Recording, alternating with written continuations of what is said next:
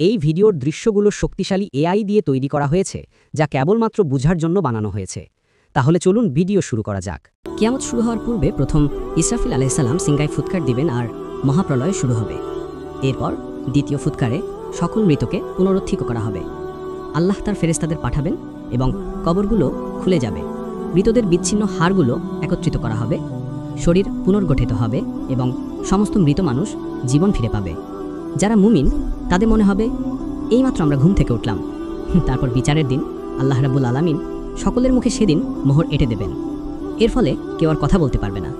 শরীরের প্রতিটি অঙ্গ প্রত্যঙ্গ সকলের পক্ষে এবং বিপক্ষে সাক্ষ্য দিবে, কথা বলবে এবং আল্লাহ সেদিন কাউকে অবকাশ দেবেন না। প্রথম বিচার, চালাকির সঙ্গে নিজ স্ত্রীকে পুড়িয়ে অন্য মহিলাকে আপন করতে চাওয়া একজন পুরুষের বিচার করা হবে, অতঃপর সে জাহান্নামী। দ্বিতীয় বিচার, গরিবের আর্তনাদ না শুনে অবৈধভাবে টাকা পয়সা অর্জন করে ফুর্তি করা একজন ব্যক্তির বিচার, অতঃপর সেও জাহান্নামী। আমাদের সমাজে অনেক মানুষ আছে যারা গরিব দুঃখীদের হক মেরে খায়, অন্যের জায়গা জমি অবৈধভাবে হাতিয়ে নেয়। সেসব ব্যক্তির অবস্থা কিয়ামতের দিন অনেক কঠিন হবে। তৃতীয় বিচার, একটি নিরীহ মেয়েকে ধর্ষণকারী একজন ব্যক্তির বিচার। সমাজে কিছু মানুষরূপী হিংস্র পশু আছে যারা অসহায় মেয়েদের একা পেয়ে ধর্ষণ করার পর তাদের পুড়িয়ে বা বিভিন্নভাবে হত্যা করে। অন্যদিকে দুঃখী ও অসহায়দের সাহায্য এবং সৎপথে চলার আহ্বান জানানো একজন ব্যক্তি, অতঃপর সে জান্নাতি।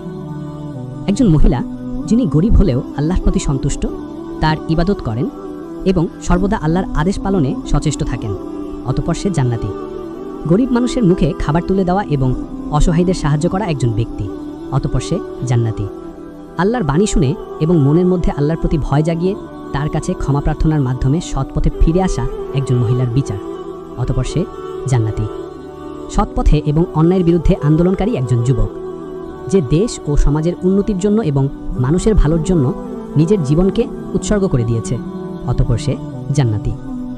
যারা এই পৃথিবীতে ভালো কাজ করেছেন, আল্লাহর পথে চলেছেন এবং যারা নরপিশাচদের হাতে নিহত হয়েছেন, তাদের সবাইকে এইভাবেই জান্নাতে নিয়ে যাওয়া হবে। এটা সেই জান্নাত যেখানে জীবনে কোনো শেষ নেই।